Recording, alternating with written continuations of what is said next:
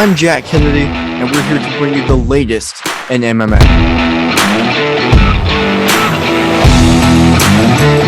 Hey everybody, my name's Hunter Boss, and what the boss says goes.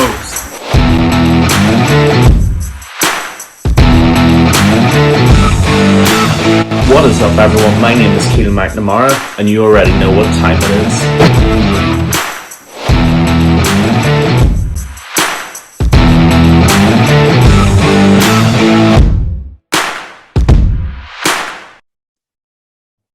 Hello everyone, and welcome to the MMA Island Podcast. I am Jack Kennedy alongside Keelan McNamara and Hunter Boss. We're at it again with another episode. Let's go ahead and get started with the news. And it's pretty big news today. TJ Dillashaw getting the next title shot against Aljamain Sterling. Hunter, what do you think about this matchup? What do you think about this being, I don't know if it's officially booked yet, but basically unofficially booked? From what I saw, it's kind of booked, kind of not. Aljamain Sterling came out and said it wasn't booked, but if this was booked, because it seems like a matchup that makes sense, I love this matchup. I think we've never seen TJ Dillashaw out wrestled before. I'll say we should have saw it in the Henry Cejudo one, but we didn't because Cejudo somehow finished him. I think it's going to be a fantastic matchup. I always have fun watching TJ Dillashaw now. I haven't always been the biggest TJ Dillashaw fan, considering I'm a Cody Garbrandt fan. But I do have to give credit where credit's due. He knows how to put on a show. So TJ Dillashaw versus Aljamain Sterling, I'm totally for it. And especially if Peter Yan isn't, getting the shot at the belt right now. TJ Dillashaw truly is the next person in line. So I'm not mad about it here. I'm actually really excited about it. Yeah, this is very interesting because there's a couple of different people who really you could put forward. And even though, again, I'm totally with Hunter in this, I'm not the biggest TJ Dillashaw fan, albeit for some different reasons as well, we know. In many ways, it does make sense. I see it. I can understand it. However, the angle I approach this from is TJ's last fight was a split decision win over Corey Sandhagen, as we know, still hurts to this day. Yeah. And it's, statistically speaking, it's the closest fight ever scored on verdict, which has basically become the people's scorecard for the sport we all love and enjoy. Now, the question I have to ask you is this. Beating Corey Sandhagen is very, very impressive, but does a controversial split decision warrant a title shot? That is my difficulty with this fight. Stylistically, I'm all for it. I think it would be a great fight. Like Hunter said, and I agree with him, I don't recall the last time I saw TJ Dillashaw get out-wrestled and outworked in that way. And Aljamain Sterling looked really impressive against Peter Yan. Love him or hate him, you can't deny that. However, I tend to lean towards someone like Jose Aldo being more deserving of a shot, solely based on activity and winning in that way. I think TJ Dillashaw being able to come back and eke out a win over Corey Sandhagen is impressive. I'm not sticking my boot into him for that, but I don't see it being enough to warrant a shot. I think the division is full enough to have someone else step up to the plate first. But if it happens, do I hate it? Absolutely not. I think it's a great fight. I think it'll sell. I think the press conferences will be very exciting for that. I think both guys will sell it really well on their own too. So would TJ Dillashaw be my first choice? Honestly, no. But do I hate it? No, I don't either. I'm not quite as excited maybe as Hunter is, but I can see where they're going with it. So I don't totally hate it either. Well, we all know TJ is your favorite fighter anyway, so I mean, he's right below Jake Paul in my top. Oh, right, of course. I think this all comes down, like Keelan was saying, to that Corey Sandhagen fight. Of course, I think, and I probably think it's the closest fight I've probably ever had to score, because I was at the end of it, I was like, okay, it's a coin flip. I did score TJ barely, but it's as close as a fight as you can possibly see. But my only argument against what you were saying, Keelan, because you're making a lot of sense, would be that they gave Corey Sandhagen an interim title shot off of losing a close. That is true. So in this scenario, Jose Aldo just got booked to fight, and so now I think that it makes sense logically that TJ's the next guy in line. I mean, you can't give Peter Yan, as much as we might debate the decision of that Aljamain Sterling fight, the outcome of the first one. Peter Yan technically is coming off of 2 losses in a row to Aljamain Sterling. you logically, it makes no sense to give him another title shot. So you have to go to TJ, who I think is the next guy in line. So I honestly, I think logically, for as much as bantamweight makes absolutely no sense, this is the most logical thing, I think, for the bantamweight division title picture. Although we would all love to see Jose Aldo get a title shot. Hopefully he does win and gets another title shot. But I think TJ is fine. I think that is a great matchup as well, because TJ Dillashaw on the feet going to have an advantage. Where it comes down to is if it goes to the ground, what happens then? Will Aljamain Sterling be able to control TJ like that? TJ notoriously has great game plans for his opponents and fights very strategically. So I think that's going to come into it a little bit, and we'll see what happens. But I'm all for this. I'm excited for this. I think what they say, UFC 278 in August, I'm pretty sure. I think it's 79. 79? I could be wrong. It's either 70 or It's still in August, though. I got August, right? It is August, it's in August, yeah. So that August card is looking stacked. I think they're targeting Poirier Gaethje for that card as well, and a bunch of other fights. So I'm excited for it. I'm all for it, and I love it. And I love what the bantamweight division is trending as well. Okay, with that, let's go ahead and move on to the best of the best. And this is a very fun topic today. If MMA was doing an open weight, anybody versus anybody, UFC 1 style, Hunter, who would come out on top? All right. I have two. Because actually, I have one throwaway and then two real ones. Okay. I'll go fast. Okay. Throwaway is John Jones right now, because honestly, I think John Jones could easily do it. And he's the heavyweight now, so he could compete with literally anyone. Yeah. And he's one of the best to ever do it. But he hasn't fought in 2 years, so I'm gonna throw him out of the picture because that's no fun. My second one is Tom Aspinall. I think that's a good one. I think he can outwork anyone, and he's not going to be necessarily in any form of danger against anyone either, because he's good everywhere he fights. He's good standing. He's good on the ground. He's got good submission skills.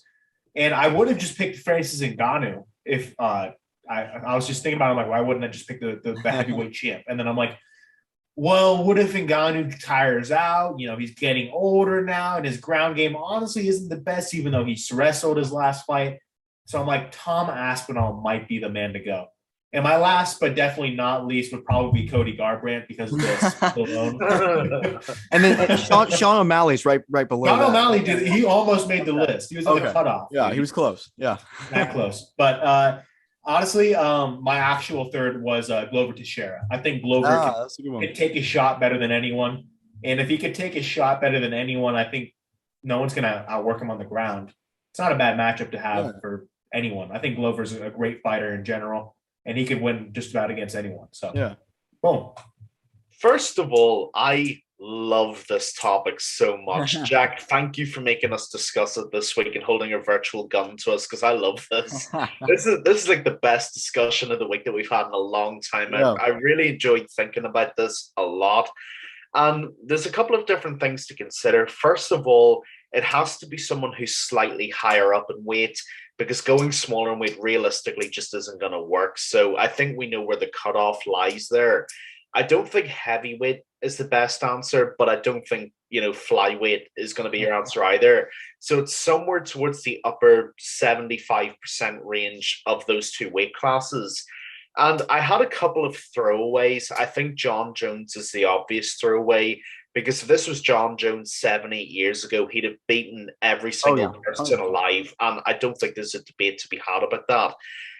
But we also have to be realistic, and we have to talk about people who've actually fought and people who continue to fight. And I think if we were to do a UFC 1 style open weight Grand Prix with the old school rules as well, there's only one person I can truly think of that I think would have a reasonable chance of beating everybody in any weight class, and it's Kamaru Usman. I can't, and I do have a couple of reasons for this. First of all, we know how good he is in his own division. I don't need to go over his resume again, because we've talked about it a lot already. The reason why I've picked Kamaru Usman, and I've been very particular about this, because I think me and Jack are thinking pretty similarly here. The reason I picked Usman is this. A, he's going to obliterate everybody below him, because he's a huge 170. So pretty much anybody lighter than him is going to get tanked, whoever steps in with him. But Kamaru Usman has, I mean, I'm not saying this will happen. I'm simply making the point that he's teased, or Ali Abdelaziz, read into that what you will, has teased a move up to 205. Now, what that tells me is that Kamaru Usman, whilst that's not going to happen, I'm not saying that's the case. He said, I know I'm sad as well. He's at least teased the remote possibility that he's comfortable moving up in weight. That tells me that for a guy who's as huge as Kamaru at 170, he'd be uberly competitive against 185ers, because he basically he'd still be a big middleweight. Yeah. And he'd still be a competitively sized light heavyweight as well. So I think if you're looking for a guy who best fits the mold of who could realistically fight anybody, any weight size, I think the best bet you have is Kamaru Usman. Now, I have no doubt Jack's got some brilliant picks that I've completely forgotten about. But for me, if I had to make my one bet that I would stake it on, it would be Kamaru Usman. That is fascinating, because I think that if Kamaru Usman, I don't know, that he just seems, he is a big welterweight, but those guys, especially, I think he could beat Izzy. I think he would at 185. But once you reach even Yuri Prochazka, that dude, those guys hits, that's a light heavyweight hitting. That's true. That's light heavyweight power hitting you. And I think anyone goes down. If you're a welterweight guy going up there, you don't have the height advantage, you don't have anything. Plus, think about Glover Teixeira's wrestling. He can match up with that. Glover Teixeira rocked Yuri Prochazka so bad. If he just a little bit more composed, he'd still be the champ right now. So I don't know. That's fascinating. I love it. Great points. I would go. I am going to take the obvious route. I think Francis Ngannou would be a solid pick. I really think he would be a solid pick because, one, imagine you have Davidson Figueiredo against Francis Ngannou. I mean, or don't imagine that, because that would be terrible. God of War wins. Massacre. He's going out of the octagon. But I think Francis Ngannou, he's got great coaches. Obviously, the cardio is an issue and all of that, but he knock out half the roster in 30 seconds, and then the rest of it's like tougher. Yeah. But I think that'll be my throwaway pick, though. I'll say that's my throwaway pick. However, I do like that. I think I really, really like the Tom Aspinall pick, but I'll go a little bit different from that because I don't think he's ready for the whole UFC roster just yet, but he's getting there. I think, look, even still, I think Stipe Miocic would be a good pick because of his size, his speed. I am still if they ever fight, which is looking like it's not going to happen now, I still would pick Stipe over John Jones. And that's, I think, a hugely unpopular pick right now, but I stand behind that.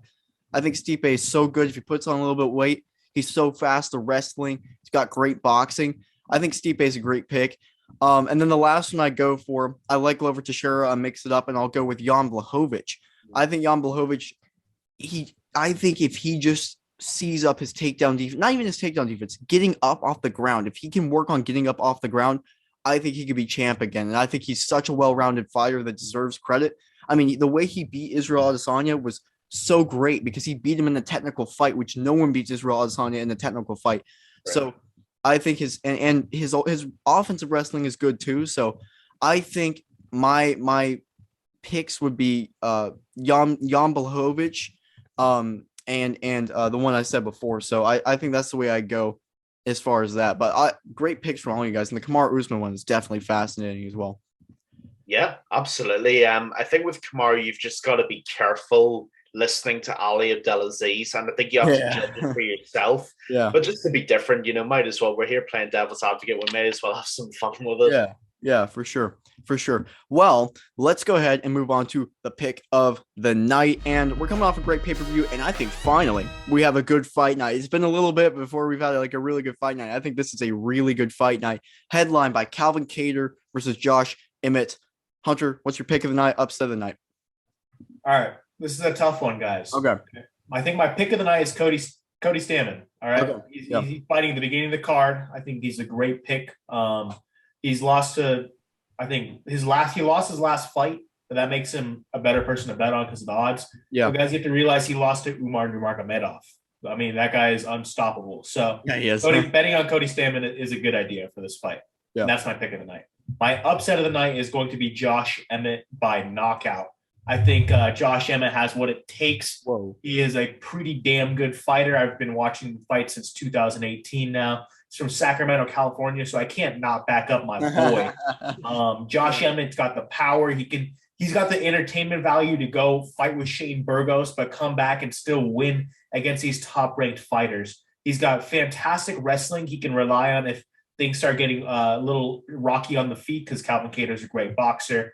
But Josh Emmett has that power as well. I mean, he knocked everyone out in his prime. And I think he still is in his prime. He's just getting better. So Josh Emmett by knockout, because what the boss says goes. Jeez, back at it once again. I actually missed it a little bit. Right, so pick of the night, upset of the night. This is interesting because there's a lot of odds that I've seen for this card, and most of the odds where I would have picked an upset, they're actually quite even. So this is a difficult one to pick. It's not like there's many clear, favorites and underdogs at this evening. So anyway, I'm going to go for my pick for the main card, and I'm just going to stick with Hunter's pick for upset of the night, because to be honest with you, I don't think this is a card you're really going to make much money on betting on an underdog. I just think the odds are too narrow. So I'll say Josh Emmett as my upset just because I can't really see any other one. Yeah. But my pick of the night is actually in the prelims, and it's the headliner, and it's Adrian Yanez against Tony Kelly. I have Adrian winning this by a knockout because I love it. You guys know how much I love Adrian Yanez. Adrian Yanez is actually the guy I'd have given Sean O'Malley next instead of Pedro Munoz.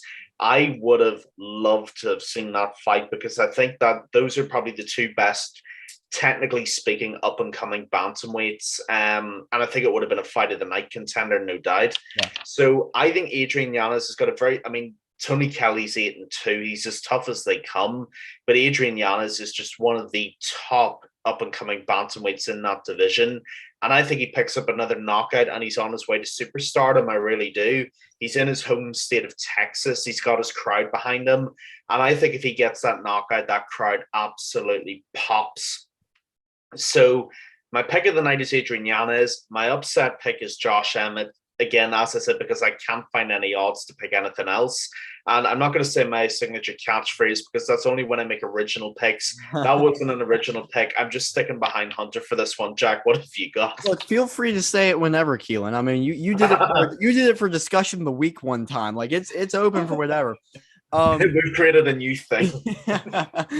I'm gonna go with my upset of the night first, and I think this is an upset of the night. If there's one that I would bet on, this is the one that I would bet on. I would go Joe Lozon over Donald Cerrone in the co-main event. Right. A good one.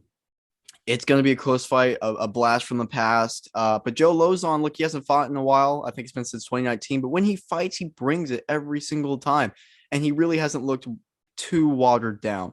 Donald Cerrone, I feel like, has looked a little watered down, and with the whole incident that happened the last fight that they tried to schedule and everything, I think I'm leaning towards Joe Lozon in this. I'd say by submission. His ground game is so good always. So I'm leaning towards Joe Lozon in this one. That would be my upset of the night for this fight night. Although don't count out Donald Cerrone, but I would go Joe Lozon. For the main event, Calvin Kattar, Josh Emmett. Hunter, I'm going to disagree with you. And Keelan, I'm going to disagree with you too. I can't believe you guys are both picking Josh Emmett. That's shocking to me.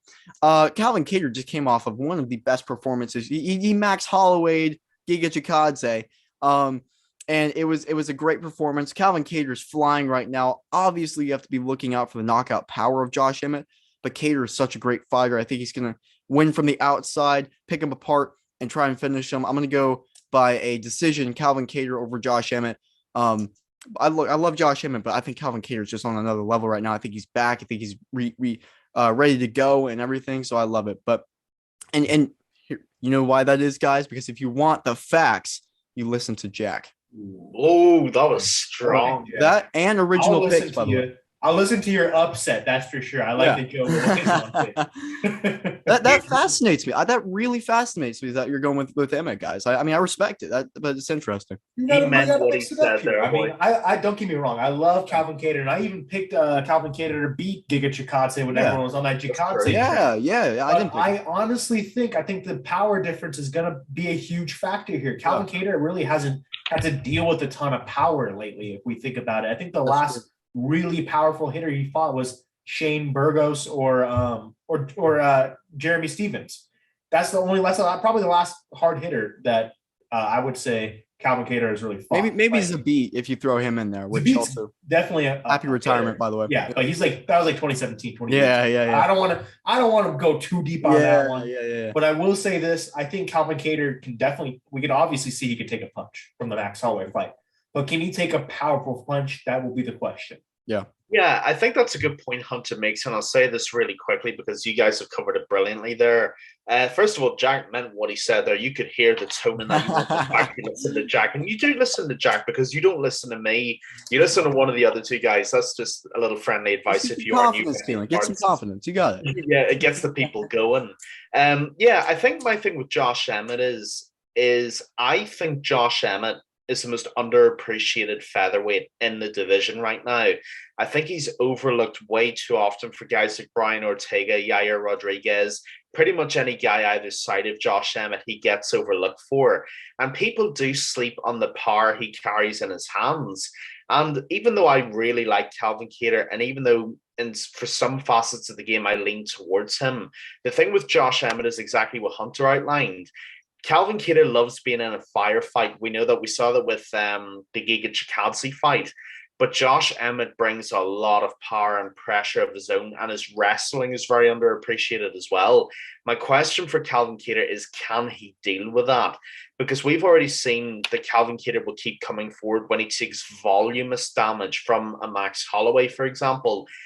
But taking power damage is a totally different equation entirely. And Josh Emmett hits like a truck as well. So the first round will tell me all I need to know. It's kind of hard to say at this point, but I like Hunter's argument. And I suppose as well being different, I'll stick with it. But Jack, I like your arguments as well. And I like the fact that you meant what you said. So that's all I got to say. Yeah, no, I think, and I'm confident in my pick, but kind of to back you guys up a little bit, I think that the war he went through with Max Holloway, and honestly Giga Chikadze as well, because they traded in that fight, you never know. With people's chins, like you could have a solid, look at Tony Ferguson. I mean, obviously a longer career, but someone can have a chin that's never broken before. And then that's true. One shot from a guy like that, one shot from Michael Chandler power, which is Josh Emmett at featherweight, has that power that no one else possesses. It could shut anybody's lights out. But however, I'm Kattar all the way. I really think he's that good. I think he's another level. I think he's going to show that. But I'm looking forward to it. Good fight night and great podcast, guys. Thank you all so much for listening. Make sure to like and subscribe on YouTube. You can listen to us everywhere, literally everywhere, including iTunes and Spotify. Make sure to follow us on Instagram at MMA.island and check out our website, MMAisland.net. As always, thank you all so much for listening and great podcast, guys. Thank you, guys. Thank you, guys. And especially check out the new website. We've just updated it. It's just been spray painted. It's fresh. It's new. Go and check it out.